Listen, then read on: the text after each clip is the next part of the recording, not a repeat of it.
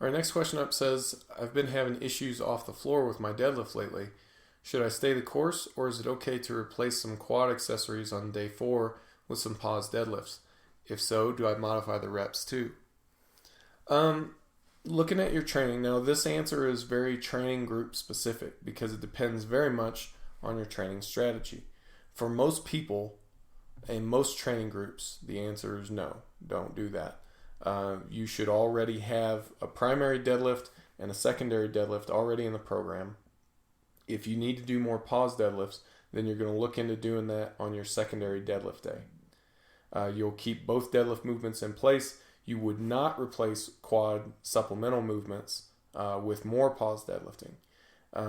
That's going to be too much stress on those on that one movement pattern, and it's going to dramatically reduce the volume that we have going toward quad development, which is important for your squat as well. So for most people, most of the time, the answer is no.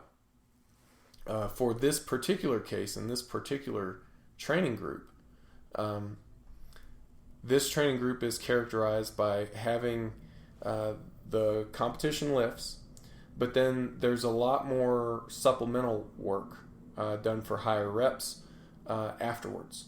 So you get the strength component from training the competition lifts with higher intensities, but then you get a muscle size component and a more of a non-specific training effect by doing the lower specificity training for a lot higher reps. So the first answer, you can see, doesn't really apply to this training group.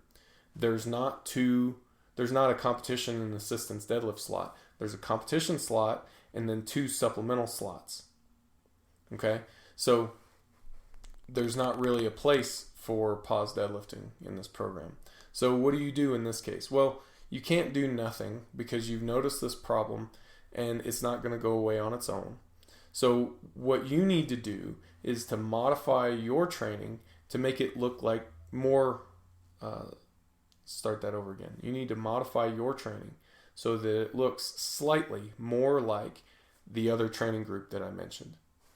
So in particular, on day 2 of this week, you have good mornings off pins for 10 reps. That would normally be a deadlift assistance slot. So you can remove that good mornings off pins and do pause deadlifts instead. Now, of course, doing pause deadlifts for 10s is probably not your idea of a good time, and it's probably not going to be very effective to getting you stronger, creating the training effect that you want either. So you will need to modify the reps as well.